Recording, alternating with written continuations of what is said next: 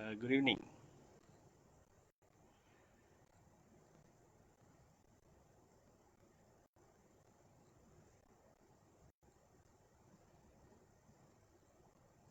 Okay, live. Okay. Yes, good evening, everybody. This is first episode in a series of episodes that we are probably going to be running every Tuesdays, and this is RevitaLive with Dr. Kiru. So basically, why did we come up with this concept? Yes, hi, Miss Halisa. Good to have you on board. Why did we come up with this concept? Well, patients of mine who came to see me with obesity-related problems. Most of them had this feedback. They actually told me that they weren't aware that obesity is actually a disease. The concept is that if I have obesity-related problems, where do I go to get some help or consultation? And most people would feel that the furthest place you want to be is probably in a hospital. Most people will choose to probably go to like slimming centers or just like quick fix for you to probably take some slimming tablets, medications, and so on. So not many people are familiar or aware that we have what you call as healthcare professional catered weight management.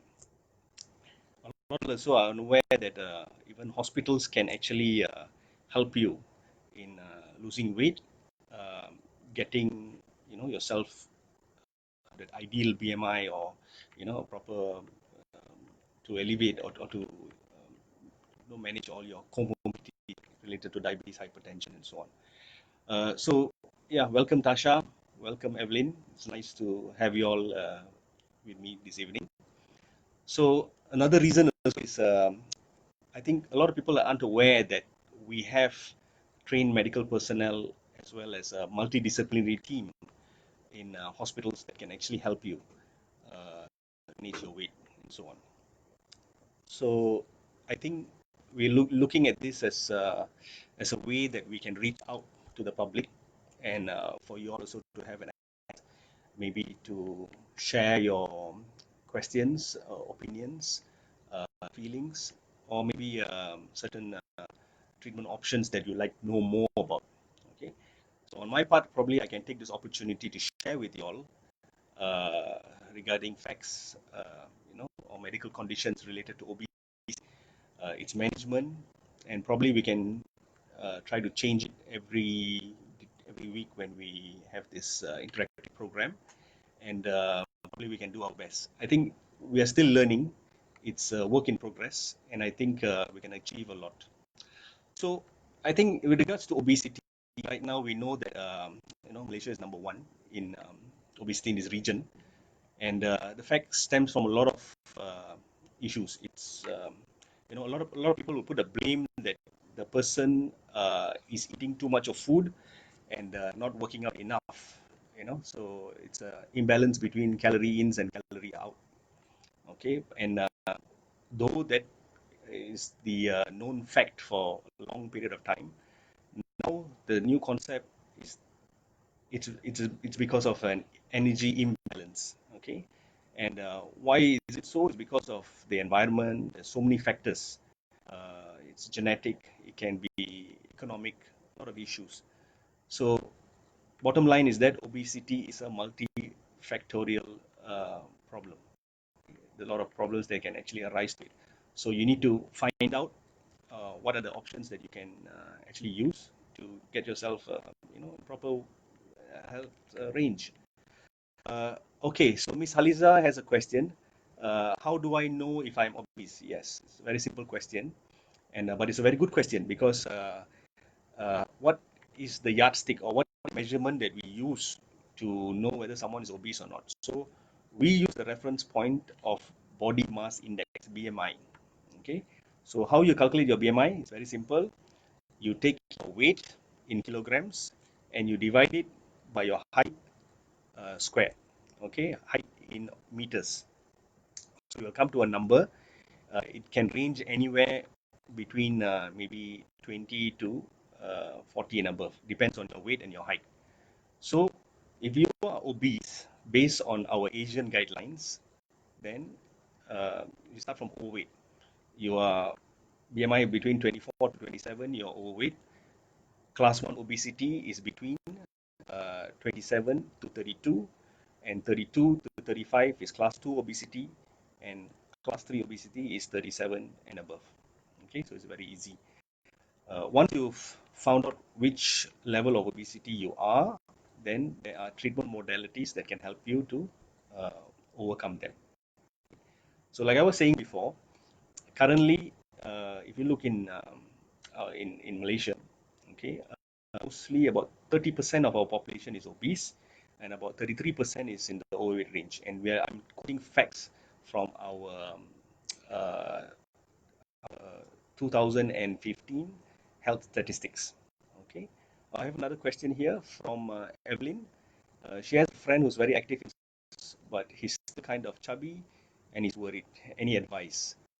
Yes, a lot of people, a lot of us will always feel that if we control our diet and we exercise, that means we put in about, probably half to 1 hour a day, it's enough.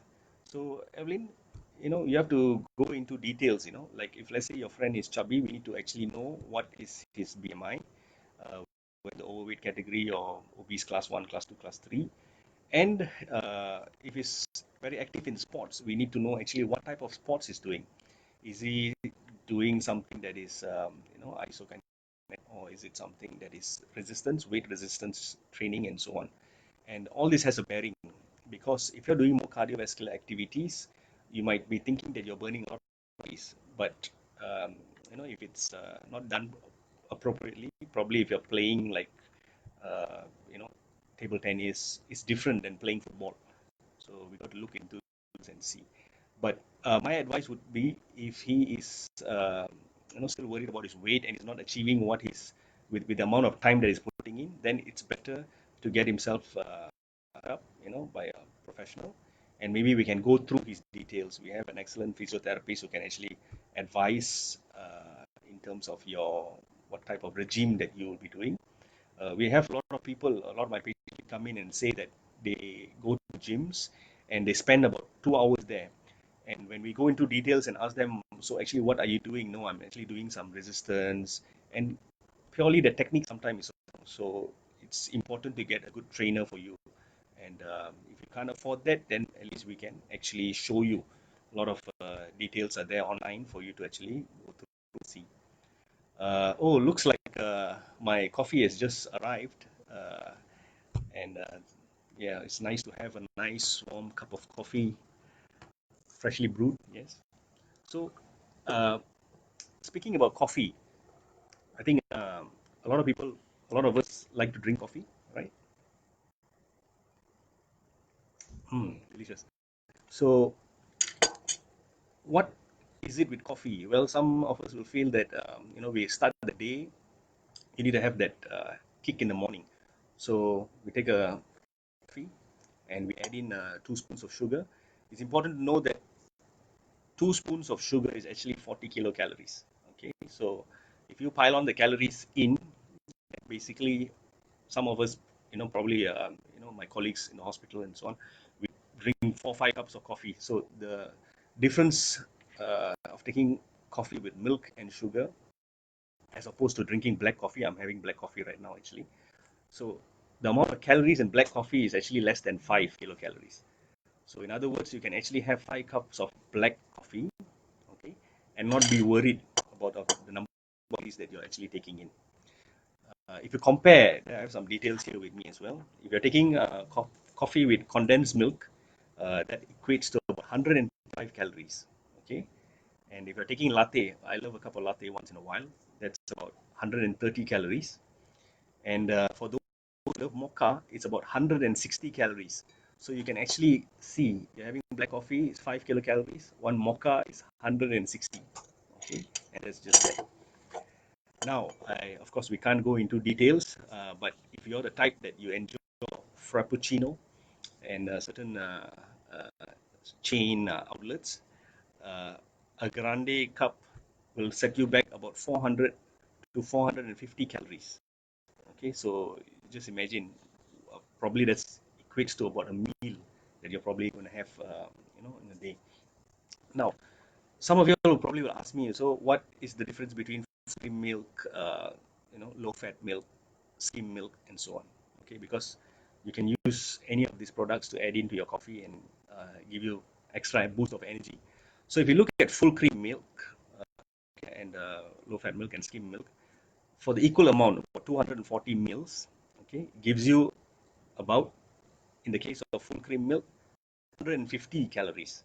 Okay, you're taking 250 mils of milk, okay, which equates to about 9 grams of fat. Okay, for low fat milk, of course, the fat will come down, so you're only taking about 5 grams. The energy also comes down, 125 kilocalories. So some of you can opt for low fat milk if you like it in your coffee as well. Now, how about skim milk? Skim milk of 1% fat has very negligible amounts of fat in it, and it only equates to about 90 kilocalories. So you can use skim milk as one choice to add into your coffee. For those of you who love whipped cream to go with your coffee, well, definitely if you're in the process of losing weight and so on, best to avoid it. Go for something black or just with skim milk, probably just good enough. Again, sugar. Sugar is the major culprit, packed with carbs and everything. So you want to cut down your sugar, especially in your cups of coffee. If you're a coffee drinker, you just want to get a kick of it, by all means, continue, go black. Probably that's a better thing. Another option as well, downsize your cup. You don't have to drink, a grande or, those, super mugs and so you can cut down your portion that you're taking, and probably that's good enough as well. Okay. So, um, yeah, coming back to any questions? Yeah, let it come in. Oh, I think sorry, I didn't see that. Okay, yes. Tasha, yeah, hi Tasha. Advise you what's the right diet for those who are obese. Yes, I think we will be coming to that very soon. Uh, in terms of diet, okay, of course, a lot of us would like to diet. The problem is a lot of us diet based on what information is available on the net, or from what hearsay, what our friends tell us. Oh, okay, I did the intermittent fasting, I did well with the Mediterranean diet, I did well with the, the, what was it, the beach diet and so on. These are what you call as fat diets. So you got a lot of names to it, but essentially all of them, you will lose weight. It's either restriction in proteins, restriction in carbohydrates, or restriction in fat.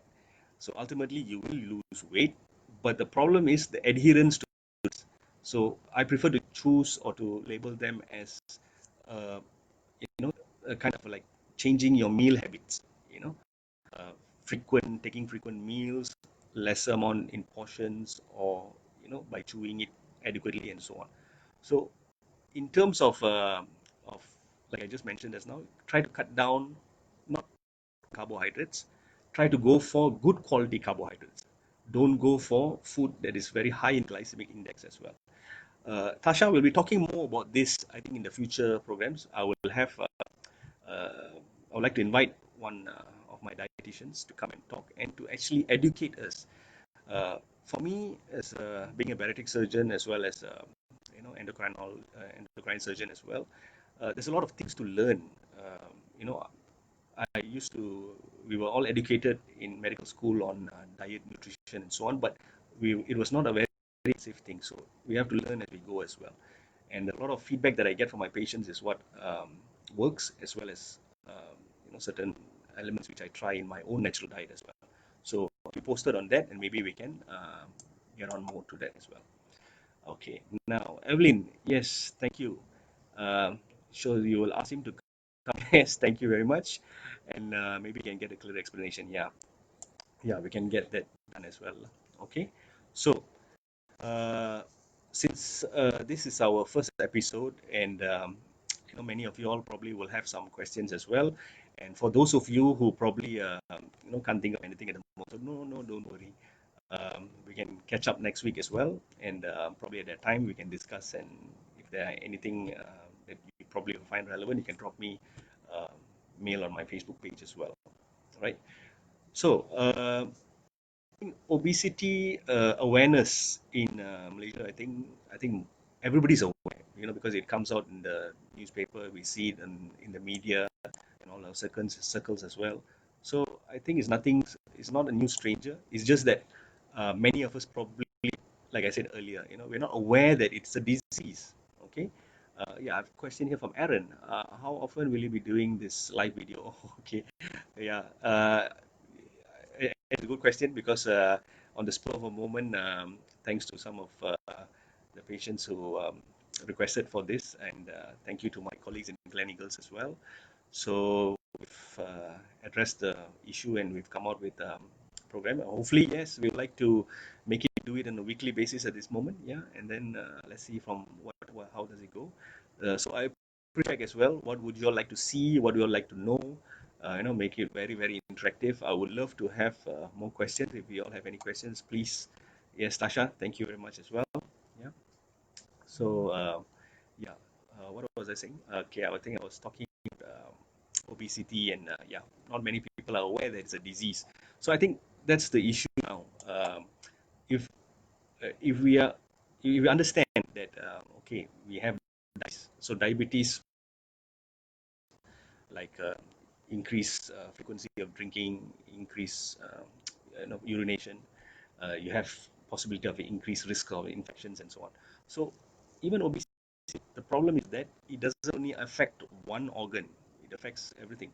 It affects your knees, you can have musculoskeletal pain, you can have endocrine disorders like infertility, you can have irregular menses and so on. It can affect even your from your head down to your as well.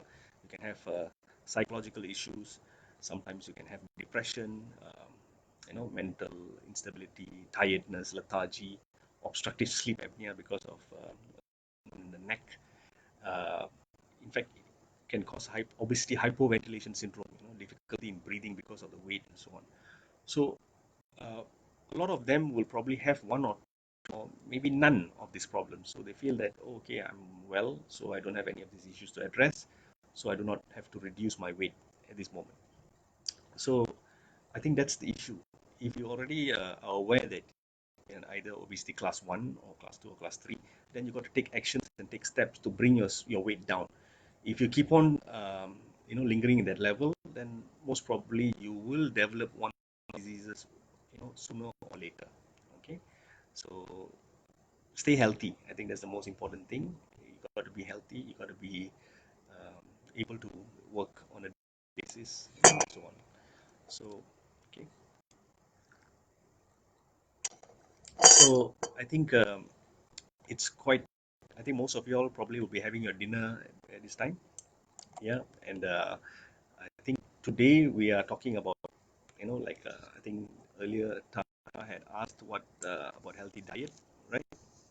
So I think it's important for us to know about the suku separuh. Okay, that's the healthy plate. See over here, half of your diet is going to be green leafy vegetables and fruits. Okay, and 25% or half of the plate is going to be proteins. Now we are talking about high quality proteins. That means you're taking like chicken without probably lean meat. Talking about good, um, farm fresh poultry and so on. And of course, the other component will be cereals or whole grains. Or, so it doesn't mean you have to restrict yourself only taking proteins or only taking vegetables or only taking carbohydrate, right? So that's the important part. So today, oh yes, I see my meal is here already. Thank you very much. Um, Again, thank you to GMC for this wonderful meal. Okay, so my dinner is here. Okay, so it's good. Um, Basically, I have a serving of rice. Okay, and yeah. Oh, thank you. Yeah. So apparently, my meal today has been calculated by my excellent dietitian as well, and it's estimated that tonight's dinner calorie is about 170 kilocalories. Okay, so this, what you're seeing here, is 570 calories. Okay, so once, you know, in the coffee cup of grande is almost 400 to 500 kilocalories, which is equivalent to this plate of my meal. Okay, so what I have here is brown rice. Okay, so why brown rice? Well, because better glycemic index, less carbohydrates in terms of the GI. Glycemic index, basically every food has its own glycemic index. Okay, the more higher it is, that means the more loaded with sugar, carbohydrates. Okay, and the more it will cause your blood sugars to rise. Okay, so most diabetic patients will take brown rice because lower GI, lower glycemic index. And what I have for my vegetables here is stir-fried French beans. Okay, yeah. So stir-fried again. Uh, I'm not an expert, but I think when I have my on board, do interview, maybe we can discuss and see. Probably cooking techniques is very important. Are you going to use a lot of oil, or are you going to stir fry, or are you going to use a lot of sugar, a lot of ketchup, whatever? So I think that's another important. The cooking technique. What, of course, the last, I think today is Tuesday, day before yesterday was International Women's Day. So for all you women out there, I think congratulations, you all are doing a great job taking care of your family and all. So it's very important to prepare a good home cooked meal for your family and make sure that family is taken care of very well. The next part of here, I have two tools with me, of course. Okay, one is the stir-fried French beans with carrot, and another one here is stir-fried terung with sambal. Okay, and both of it is half a cup. And can't smell it, but it's really delicious. Okay, and oh yes, hi Paylin, how are you? That portion looks big, only 170. No, Paylin, it's not 170, it's 570, 570 kilocalories. Okay, so depends on the total. Okay, a lot of people who are going for dieting or weight management, probably you want to restrict your caloric intake 1,500 calories or 1,200. 1,200 to 1,500 calories is what you call as low calorie diet. Okay, you can even go down to about kilocalories. Okay, but if you're going for very low calorie diet, okay, this is what we do in hospital because it has to be monitored by a physician or someone who can actually take care. Your calorie count is actually going very low, and that is 800 kilocalories per day. Okay, so Pelin, no, I'm not taking 170, 570.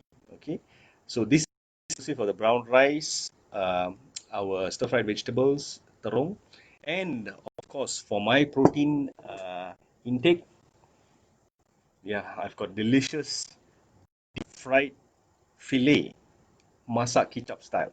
Okay, and this is 2 servings. Okay, so my brown rice, vegetables, my um, my fish fillet, okay, masak kicap style of 2 servings. My dessert after that will be um, local fruits, watermelon, honeydew, and some grapes. Okay, so all of this accounts to 570 kilocalories. Okay, if you probably have this habit of actually calculating how much of calories I'm taking a day, you might, some might call it paranoia. You're actually becoming too micromanaging into your diet and so on. But sometimes I think it's important for you to know, especially if you are on a crusade to lose weight. So for those of you who don't care, then probably just have a general idea how much of rice I can take. So like Palin said, if you're going for very low calorie, then you got to take care. Yes, yeah. Do you believe in keto diet without the carbs? Okay, like I told you earlier, Sophie, um, in terms of all the different types of diets, right? Keto diet, intermittent fasting, the South Beach diet, the Atkins diet, and so on. I think everything, all the diets have been proven to work. They do work.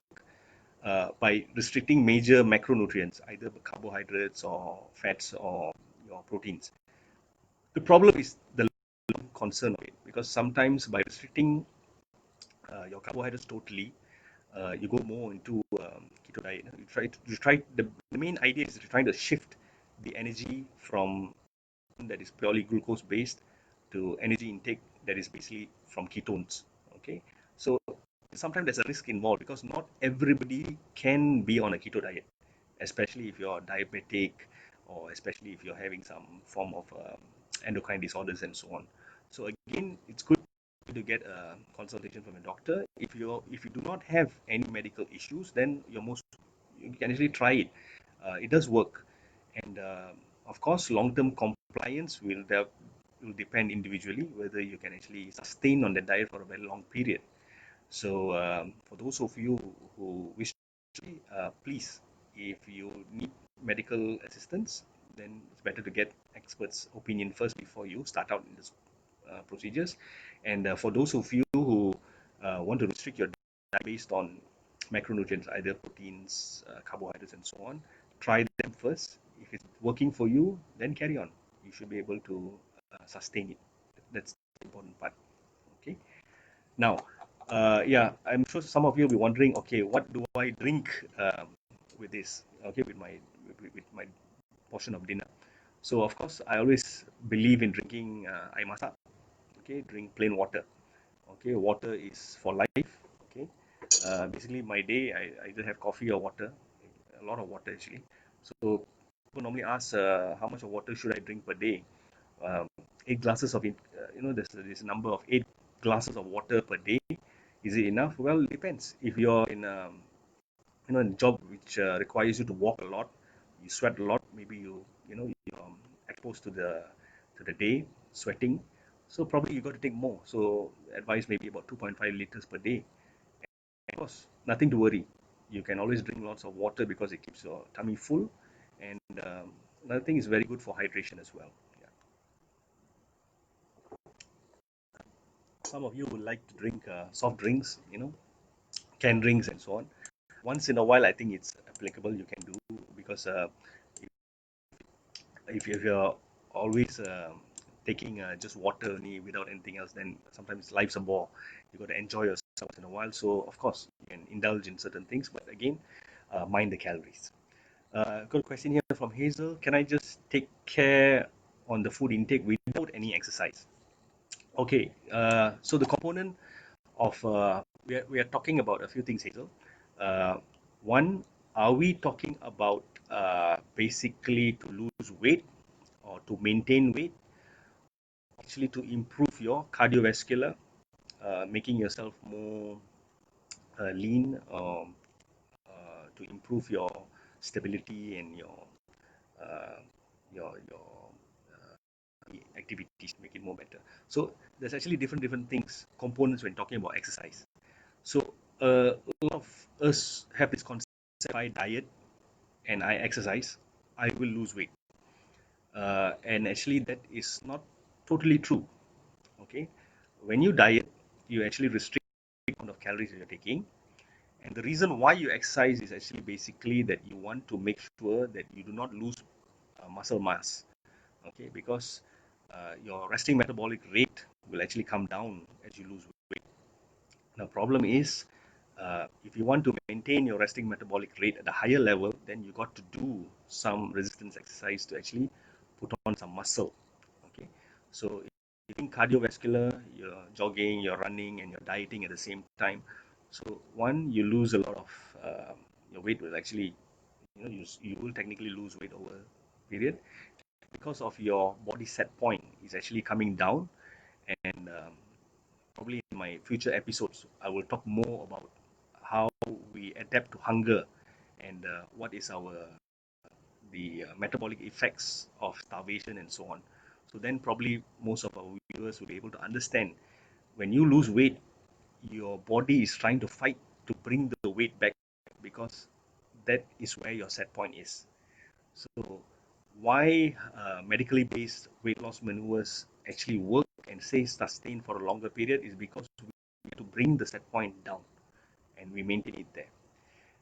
So Hazel, uh, can you just take care of food intake without exercise? The short answer is no. You should exercise because changing your whole lifestyle is the concept, not just dieting, not just exercising, or not just having that 10,000 steps that you're supposed to take per day. You have to have a combination of that to make sure that it's sustainable in the long period. I think that's the important thing. So let's take up the next question. Okay. Uh, yes, pay. Tony, no soft drink every night. Monday. Yes, Tony, I agree. I think you got to watch the probably no more Chenchu Naicha. Okay, how often do you exercise, Miss Kiru? Okay, yes. Actually, I did. My favorite hangout now, since I'm in Penang, is actually in Botanical Gardens. So yesterday evening I was there. I normally do about big rounds. It takes me about 1 hour and about 10 minutes. Okay, so normally covers about almost 10,000 steps. Because normally I do about I alternate between either running or a slow pace jog. Okay, and I have a gym in my apartment itself. So as much as I would like to spend more time there, but because of time is always a constraint. Yeah, so I try to do an hour. Okay, and as far as possible, I try to do it 5 times a week. Normally, I get a very good workout on a Saturday and a Sunday. Sunday being the day my so I tend to do 1.5 to 2 hours of workout, and that works well for me. Okay. Again, depends on what you're losing. So again, I think in my future episodes, I will be talking about exercise. I'm sure a lot of people will want to know. I want to lose weight via exercise, and I want to lose weight around my tummy or on my buttocks or my face is too chubby. So what kind of exercises do we need? So maybe I'll get an expert in, and we can talk about that and see how we can address that issue. And maybe I can even invite you, Pei, because I know that you are very into yoga, and maybe you can share with our viewers who, your yoga techniques.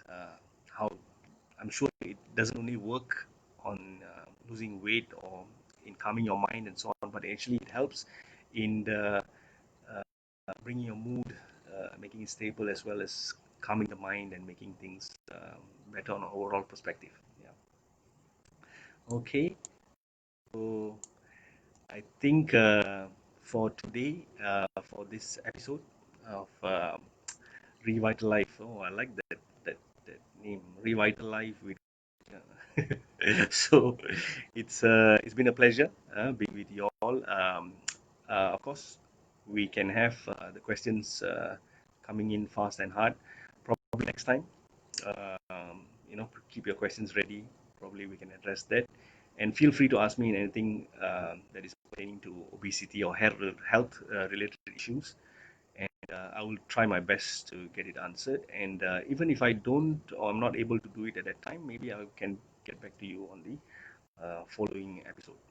Okay, so please have a great week ahead, and been a pleasure being here, and hopefully you all enjoy yourself as well, and we can go further. Thank you very much, and have a good day. Bye bye.